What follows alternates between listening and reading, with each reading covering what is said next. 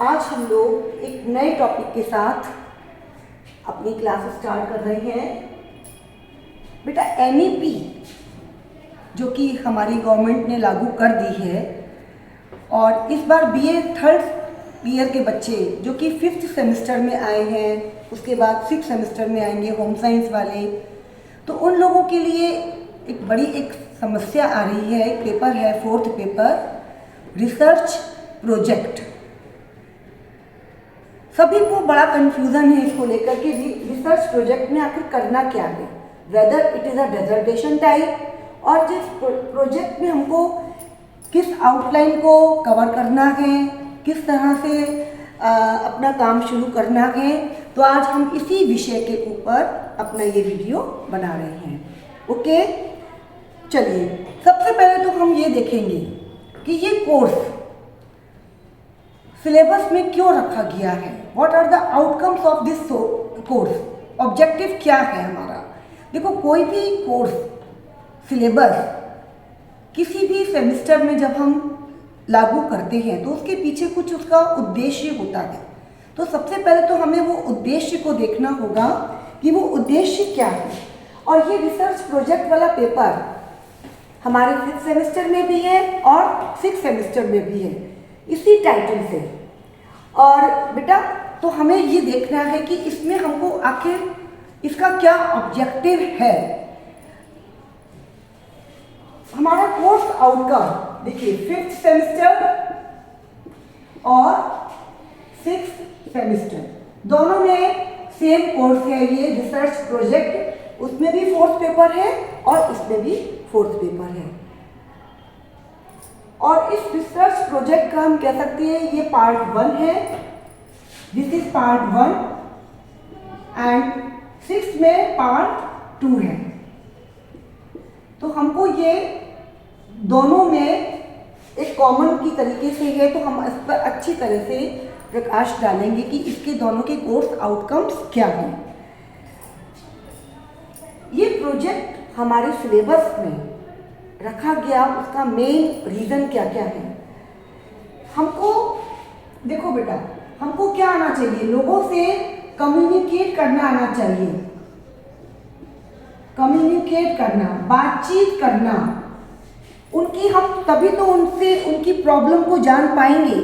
मतलब जिस भी कम्युनिटी में हम रह रहे हैं, जो भी उसकी सराउंडिंग्स हैं, हमको उनसे क्या आना चाहिए, बातचीत करना आना चाहिए, जिससे कि हम उन लोगों के एटीट्यूड, उनके एप्टीट्यूड को, उनके नज़रिए को, उनकी नॉलेज को समझ सकें, उनका मतलब क्या दृष्टिकोण है। और लोगों से सबसे पहले तो हमको बातचीत करनी आनी चाहिए। We have to become socialised. Okay, second इसका आउटकम है हमको एक इंटरव्यू शेड्यूल बनाना आना चाहिए। इंटरव्यू और या एक हम कह सकते हैं सर्वे शेड्यूल बनाना भी आना चाहिए कि हम कैसे प्रिपेयर करें, क्योंकि वो एज ए टूल की तरह कार्य करता है और उसी टूल को यूज़ करके हम लोगों से इंफॉर्मेशन कलेक्ट करते हैं। मतलब we have to collect data, ठीक है। और तीसरा आउटकम है कि बेटा जो भी हमारा एनवायरनमेंट है, जिस भी कम्युनिटी में हम रह रहे हैं, वहाँ पर कई सारे ऐसे मुद्दे होते हैं जहाँ पर की समस्याएं हैं। तो हमें क्या होना चाहिए, संवेदनशील होना चाहिए। हम ये देख सके कि क्या सही है, क्या गलत है, क्या चीज़ सही हो रही है, क्या गलत हो रही है, उसको नज़रअंदाज ना करें, बल्कि उस पर फोकस करते हुए उनको हाईलाइट करके उनके सॉल्यूशन पर एक इंटरवेंशन प्लान करें, जो कि हमारे फिर हम 6th सेमेस्टर में इंटरवेंशन प्लान के ऊपर अभी चर्चा करेंगे। तो यानी कि यहाँ पर तो हमको क्या करना है, थर्ड इसका आउटकम है कि प्रॉब्लम के प्रति आपको क्या करना है, जागरूक करना है, अवेयर करना है। क्या करना है, अवेयर करना है। तो इसके आउटकम समझ में आए। First we learn how to communicate with people, लोगों से बातचीत करना आना चाहिए। फिर बातचीत करने के बाद जो भी हमको इंफॉर्मेशन लेनी है उनसे तो उनको उनका इंटरव्यू या एक सर्वे शेड्यूल बनाना आना चाहिए, उसका ये प्रोसीजर है। और तीसरी, हमें प्रॉब्लम के प्रति अवेयर होना है। कई बार इतनी समस्याएं होती हैं लेकिन वो उन समस्याओं को हम इग्नोर कर देते हैं, उन पर कोई ध्यान नहीं देते हैं और उनका मतलब ये नहीं देख पाते हैं कि वास्तव में ये प्रॉब्लम है तो इसको सॉल्व करना चाहिए। हम सेंसिटाइज ही नहीं हैं, इतनी सारी दिक्कतें हैं। सपोज फॉर एग्जाम्पल हम किसी कम्युनिटी में रह रहे हैं, वहाँ सभी एज ग्रुप के लोग हैं, छोटे बच्चे भी हैं, चाइल्डहुड स्टेज के भी हैं, एडोलेसेंट्स के भी हैं, मेल फीमेल सब तरह के बच्चे हैं, लड़का लड़की। अब शाम को बच्चे अपना क्वालिटेटिव प्ले टाइम खेलने के लिए ग्राउंड में आते हैं, खेलते हैं, अपनी पसंद के अनुसार खेल रहे हैं। उस खेल के माहौल में भी बहुत सी प्रॉब्लम ऐसी आप देखते हैं साइलेंट ऑब्जर्वर के रूप में। कई बार कुछ बच्चे ऐसे हैं जो केवल खेल को डिस्ट्रॉय करने में ही लगे रहते हैं, they throw the negative energy. Why? क्योंकि उनकी पेरेंटिंग इस प्रकार की है कि बच्चे मोटिवेट ही नहीं होते हैं अच्छे कार्य करने के लिए, वो एक एटमॉस्फेयर ही क्रिएट नहीं होने देते हैं और आपस में लड़ाई झगड़े का माहौल बनाते हैं और बच्चे क्या करते हैं, उससे सेंसिटिव हो जाते हैं और लड़ते झगड़ते हैं। यानी कि हमें उन those elements who are creating interruption, जो इंटरप्शन क्रिएट कर रहे हैं बेटा, उनको हमको देखना है, उनके प्रति हमको अवेयर होना है कि हम अपने बच्चों को पहले से ही बताएं कि दे आर वेरी सेल्फ, मतलब इन बच्चों से आप थोड़ा सा दूरी बना करके रखो, नहीं तो क्या होगा, आप भी किसी समस्या में फंस सकते हो। क्योंकि वो तो चाहते हैं कि लोग फंसे और फिर आगे और प्रॉब्लम बढ़े और उसकी लंबी सी एक हिस्ट्री और थ्योरी बन जाए। तो ये तो एक छोटा सा मुद्दा है कि बच्चों की आपस में जो एक हार्मोनी होनी चाहिए उसको भी डिस्ट्रॉय कर रहे हैं। कई बार क्या होता है, पेरेंट्स बच्चों को साफ सफाई के प्रति कि हाउ टू यूज़ डस्टबिन, या जो लड़कियों का ग्रुप है उसमें कुछ लड़के आकर के परेशान कर रहे हैं, ये लड़कों को लड़कियां परेशान कर रही हैं, बहुत सारी ऐसी चीज़ें हैं। ये तो हम केवल एक चाइल्डहुड सोशल प्रॉब्लम्स बता रहे हैं। कई ऐसी सोसाइटी में कभी पानी की प्रॉब्लम से, कभी सिक्योरिटी को लेकर प्रॉब्लम से, बहुत सारी समस्याएं ऐसी होती हैं जिस पर कि हमें संवेदनशील होना है और उसको देखना है कि वास्तव में ये प्रॉब्लम है तो किस लेवल की है, इसको हम कैसे सॉल्व करेंगे। तो अभी हम 6th सेमेस्टर के आउटकम्स पर चर्चा नहीं कर रहे हैं, अब हम इसी पर अपना कंसंट्रेट कर रहे हैं 5th सेमेस्टर पे। मतलब यहाँ पर हमको अपने रिसर्च प्रोजेक्ट का केवल इन तीनों एस्पेक्ट को लेकर के हमें अपने को प्रिपेयर करना है। अब ये देखेंगे कि आप एग्जैक्टली रिसर्च प्रोजेक्ट क्या होता है। रिसर्च प्रोजेक्ट क्या है, इसको हम हिंदी में कह सकते हैं शोध परियोजना। देखो, जब भी हम एक रिसर्च कर रहे हैं तो हम एक प्लान बनाते हैं, उसके लिए एक प्रोजेक्ट के रूप में एक प्लानिंग करते हैं। प्लानिंग से क्या होता है कि हमारे कार्य बड़े आसान हो जाते हैं, सिस्टमैटिक हो जाते हैं। डिपेंड करता है कि हमारी प्रॉब्लम किस प्रकार की है, उसी के अकॉर्डिंग हम क्या करते हैं, अपनी प्लानिंग करते हैं और फिर प्लानिंग को अच्छे से एग्जीक्यूट करते हैं। जैसे कि कई प्रकार के प्लान हो सकते हैं हमारी परियोजनाएं, कुछ बिजनेस को अपलिफ्ट करने के लिए, कुछ ट्रीटमेंट है, कुछ डाइट है, कुछ एक्शन प्लान हैं, कुछ मैनेजमेंट प्लान हैं। जैसे कि बिजनेस को अपलिफ्ट करने के लिए कोई भी हमारे कुटीर उद्योग धंधे हैं, कोई भी NGOs हैं जिसमें कुछ भी काम हो रहा है हमारे इकोनॉमिक एस्पेक्ट के लिए, तो उसको हम कैसे ग्रो कर सकते हैं, उसमें क्या प्रॉब्लम्स आ रही हैं, उसका हम प्लान बना रहे हैं। किसी भी चीज़ का ट्रीटमेंट हमें करना है, उसका हम प्लान बनाते हैं, ट्रीटमेंट प्लान है हमारा। कुछ हमारे प्लान हो सकते हैं डाइट प्लान, कोई हमारी डिजीज़ है तो उसके लिए हम डाइट प्लान करते हैं। हम ये देखते हैं कोई ऐसे फॉर एग्जांपल डायबिटीज़ ही है, अब diabetes is a life style disease और हमें पता है कि उस किसी को डायबिटीज़ है तो वो क्यों है, क्या उसके सिम्टम्स है, दैट इज़ डिफरेंट थिंग। अब उसको हमको क्योर करना है।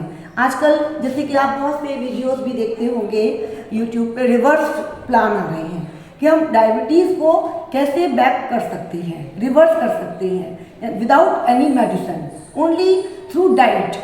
तो उसके लिए योगा है, मेडिटेशन है, डाइट है, तो किस तरह से वो हेल्प कर रही है, यानी कि डाइट प्लान के ऊपर फोकस कर रहे हैं। किसी चीज़ में हम मैनेजमेंट प्लान बनाते हैं, मैनेजमेंट ऐसे किसी चीज़ की व्यवस्था देखनी है, किसी भी एक संगठन की, किसी कॉलेज की मैनेज कर रहे हैं, तो वो how we can manage it properly, तो वो मैनेजमेंट प्लान हो गया। कोई गवर्नमेंट स्कीम्स चल रही हैं, उसको देख सकते हैं कि उनका एग्जीक्यूशन प्रॉपरली हो रहा है या नहीं हो रहा है, तो उसके लिए भी हम प्लान बना सकते हैं। तो there are so many things जिनके ऊपर हम अपना प्लान कर रहे हैं एक प्रोजेक्ट के रूप में, और फिर हम एक अपने टारगेट ग्रुप को हम उसमें अब अपना इंटरवेंशन प्रोग्राम एग्जीक्यूट करेंगे। तो ये सब हैं। तो इसमें आपके सिलेबस में हम देखेंगे बेटा, सिलेबस में इसमें आपके 4 यूनिट्स हैं, और जिसमें कि पहला यूनिट क्या कहता है, पहला यूनिट कहता है आपका कि survey of community services surrounding living area of candidate. हमारे स्टूडेंट, सपोज एक क्लास में 100 स्टूडेंट्स हैं थर्ड ईयर में, या 50 हैं, जितने भी हैं किसी भी कॉलेज में, तो जो हमारे बच्चे हैं वो किसी ना किसी सराउंडिंग में रहते हैं, एक कम्युनिटी में रहते हैं, एक कॉलोनी में रहते हैं, एक विलेज में रह रहे हैं, एक उनके अराउंडिंग सराउंडिंग उनका एक पूरा एक माहौल है। तो हमको अपनी एक कम्युनिटी में ये देखना है कि कौन कौन सी सर्विसेज सेवाएं वहाँ पर अवेलेबल हैं, कौन कौन सी सेवाएं अवेलेबल हैं, सबसे पहला हमको उसी के ऊपर अपना लिखना है। मतलब पहला हमारा क्या हो गया टॉपिक जो कि हमको लिखना है। ये तो हमारा एक जनरल था, मैं बता रही थी कि ये टॉपिक, ये पेपर जो हमने इंट्रोड्यूस किया है उसके क्या आउटकम्स हैं, क्या मतलब निकल करके आना चाहिए। तो अब हमारा आता है रिसर्च प्रोजेक्ट, हमने अपने एक हेडिंग डाल ली और उसमें हमने अपनी एक आउटलाइन बना रहे हैं। आउटलाइन बना रही हैं, आउटलाइन में हम क्या फ्रेम कर रहे हैं, पहला है कि हमको सर्वे करना है। सर्वे किसका करना है, हमारी जो कम्युनिटी सर्विसेज हैं, कम्युनिटी सर्विसेज, कम्युनिटी सर्विसेज में कौन सी सेवाएं आ जाएंगी, समुदाय की सेवाएं। आपके पास वहाँ पर मार्केट कौन से हैं, मार्केट कहाँ है, हॉस्पिटल्स क्या है, आपके पास टेलर क्या है, tailor, school, college, then nursery schools, आपको सब इस ग्रुप के लिए आपको देखना है। देन आपकी कनेक्टिविटी क्या है, कनेक्टिविटी, आपको ट्रांसपोर्टेशन मीडिया क्या है,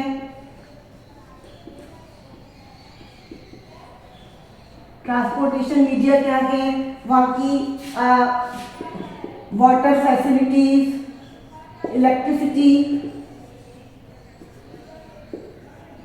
मतलब जो भी हमको सेवाएं मिलती हैं उन सब का हमें क्या करना है, पहले उन सब की हमें जानकारी होनी चाहिए। ठीक है, तो ये हमको एक अपने भी जो हमारा लिविंग एरिया है, जो कैंडिडेट जहाँ भी वो रहता है, सबसे पहले तो हमें अपने आसपास को जानना चाहिए। कई बार कहते नहीं है कि हम अपने पास की चीज़ों को जानते नहीं है कि हमारे पास क्या मिल रहा है, हम दूर में चले जाते हैं उसी चीज़ों को खरीदने के लिए। तो पहले हमें अपने आसपास के वातावरण से क्या होना है, अच्छी तरह से उससे एकोमोडेट होना है, हमें मतलब उसकी नॉलेज होनी चाहिए, उसका ही हमें पहले सर्वे करना है। पहला स्टेप हमें सर्वे का ये है कि हमें एक अपना सर्वे करना है कि जो कम्युनिटी सर्विसेज हमारी सराउंडिंग्स में हैं। पहले टॉपिक में देखो बेटा यही लिखा हुआ है, survey of community services surrounding living area of a candidate. एक छात्रा जहाँ पर भी रहती है, छात्रा को अपने रहने के स्थान पर, छात्रा को अपने रहने के स्थान पर उपलब्ध सामुदायिक सेवाओं का सर्वेक्षण करना है। समझ में आया? सबसे पहला आपको स्टेप क्या करना है कि आपके पास क्या क्या चीज़ें अवेलेबल हैं इर्द गिर्द सराउंडिंग एरियाज में। आपको कहीं दूर नहीं जाना है, अपने सराउंडिंग एरियाज में आपने देख लिया कि सब चीज़ों का क्या स्टेटस है। जो भी आपके सराउंडिंग में बहुत सारी चीज़ें अभी देख करके आप याद आ रही है, जैसे बैंक है, पोस्ट ऑफिस है। जरूरी नहीं है कि सारी चीज़ें आपकी सराउंडिंग्स में अवेलेबल होंगी, मतलब एक अप्रोच में जहाँ पर आप बिना ऑटो रिक्शा के, टेम्पू के, गाड़ी के आप पैदल भी जा सकते हो, that is a surrounding area. Okay, मतलब जहाँ पर आप आराम से राउंड ले सकते हो टहलते टहलते, तो ये करना है। फिर और क्या करना है, सेकंड इसका पॉइंट लिखिए, the candidate has to explore the surrounding and study identify problem in any one of the following. अब आपको क्या करना है, पहले आपने सब सराउंडिंग एरियाज को देख लिया, सारी चीज़ों को देख लिया, अब उसमें से अब एक एरिया को पिक करना है, only one, and that is different from candidate to candidate. सबके लिए ये अलग अलग होने वाला है, एक साथ नहीं होगा। तो फिर आपको क्या देखना है बेटा, अब दूसरा आपको देखना है कि इसमें से किसी एक को आपको लेना है और एक को आपको डिटेल में उसकी स्टडी करनी है। अब डिटेल में कितनी डिटेल में करनी है वो भी हम बताएंगे। तो उसमें आपके सिलेबस में कई सारे टॉपिक्स लिखे हुए हैं, मतलब इसी तरह से anganwadi, health services, market, dairy, agriculture, farmland, NGO, creche, nursery school, hospital, fitness centre, diet counsellor, there are so many things. Then वृद्धाश्रम, दिव्यांग schools, mentally retarded childrens school, dyeing and printing unit, बहुत सारी चीज़ें हैं। देन कई सारी चीज़ों के ऊपर इसमें टॉपिक्स में दिया हुआ है। सेल्फ हेल्प ग्रुप्स होते हैं कुछ, SHG, बैंक स्कीम्स हैं। तो आपको मतलब पहले आपने सबको देख लिया, फिर इनमें से एक को भी चुन लिया। सपोज आपने इनमें से किसी एक को चुना, फॉर एग्जाम्पल आपने मार्केट ही चुन लिया, तो मार्केट पे फिर आप अच्छे से फोकस करोगे कि अब that is the topic of your research project. अब आया आपका टाइटल निकल करके कि आपका टाइटल क्या हो गया, कि आपका टाइटल हो गया कि अब आपको अब इसके ऊपर सपोज आप रह रहे हो DLW कैंपस के पास, आपने DLW के कैंपस में जो अवेलेबल मार्केट्स हैं उसका सर्वे करना है। तो आपने देख लिया कि बनारस के DLW में उपलब्ध मार्केट का या बाजार का हमको क्या करना है, सर्वे करना है, सर्वेक्षण करना है। That is the topic of your research project. अब उसमें आपको छानबीन करनी है उसी टॉपिक के ऊपर, मार्केट के ऊपर, कि अब मार्केट में आपको उसके भी कई सारे स्टेप्स होंगे सर्वे के, कि आपको किन किन पॉइंट्स पर ध्यान देना है।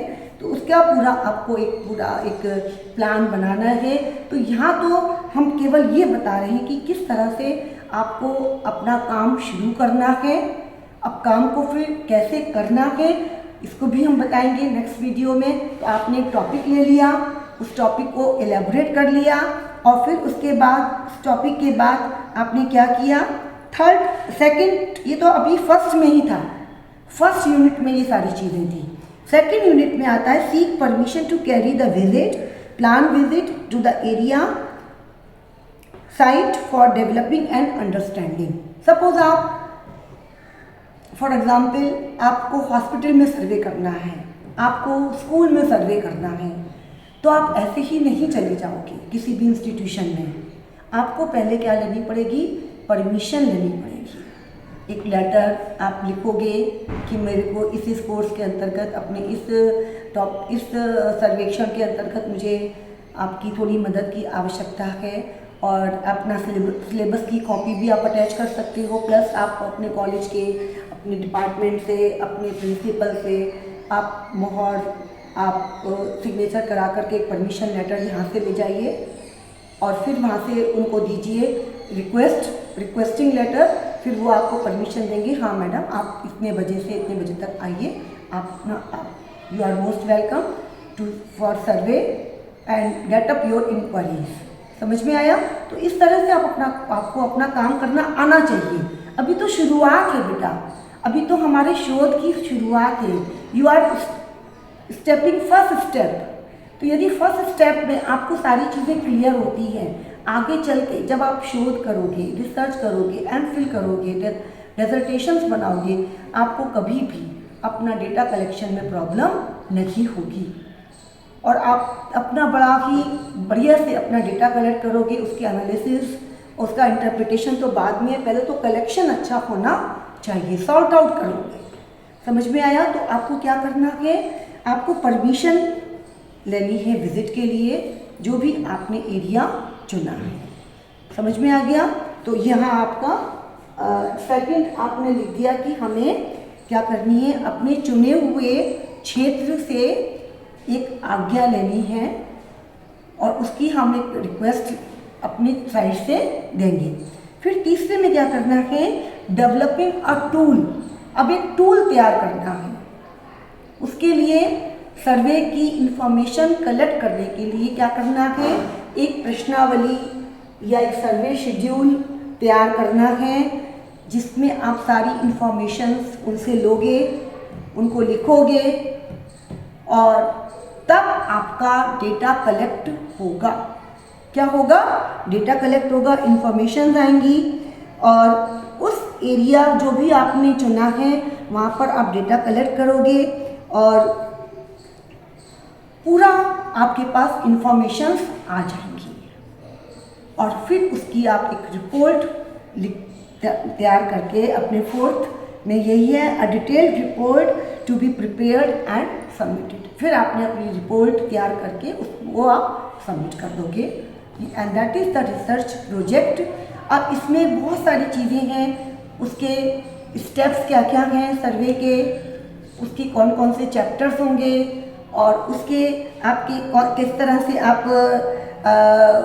परमिशन लेटर बनाओगे, किस तरह से आप अपनी डेटा की एनालिसिस करोगे, उन सबको भी मैं अपने सेकंड वीडियोस में बनाऊंगी। यानी कि इसको हम कंक्लूड करें तो आपको क्या करना है, ये आपका एक रिसर्च प्रोजेक्ट है जिसकी 5 यूनिट्स हैं, 4 यूनिट्स हैं और उन चारों यूनिट्स में पहले में आपको क्या करना है, अपनी सराउंडिंग में जो भी कम्युनिटी फैसिलिटीज़ हैं उसको देखना है। सेकंड में से उसमें से किसी एक को चुन लेना है, select any one which you try to investigate in a detail manner, एक को चुन लेना है। अब जिसको भी आपने चुना है उससे इंफॉर्मेशन लेने के लिए आपको एक शेड्यूल तैयार करना है, एक क्या करना है, एक शेड्यूल तैयार करना है पूरा उसके ऊपर, और उस शेड्यूल के थ्रू आपको इंफॉर्मेशन लेनी है, डेटा लेना है और फिर उस इंफॉर्मेशन को एक रिपोर्ट के रूप में क्या करना है, उसको प्रस्तुत करना है और सबमिट करना है। अब किस तरह से आप इंफॉर्मेशंस लोगे, किस तरह से टूल बनाओगे, कैसे क्वेश्चंस होने चाहिए, उनका क्या नेचर होना चाहिए, उन सारी चीज़ों के ऊपर भी अभी हम नेक्स्ट वीडियोस में डालेंगे। ओके बेटा, I hope you understand research project क्या करना है। ये डिसर्टेशन नहीं है, ये डिसर्टेशन नहीं है जिसमें कि आपको बहुत मोटी सी थीसिस टाइप का बनाना होता है 100-150 पन्ने का। That is not a dissertation, लघु शोध नहीं है, ये एक आपका प्रोजेक्ट है। प्रोजेक्ट में आपको एक समस्या लेकर के उसको पूरा अच्छे से देखना है और तब उसको करना है। उसमें आपका एक सैम्पल साइज बहुत बड़ा होता था, और रिसर्च में तो और भी बड़ा होता है, दैट इज डिफरेंट। ये आपका क्या है, एक अभी आपका स्टार्टिंग फेज है, स्टार्टिंग फेज है, उसमें आप अपना काम करिए, देखिए, और उसी को फिर आप इलेबोरेट करके अपनी रिसर्च तक उस स्टेप को ले जा सकते हो। Thank you very much.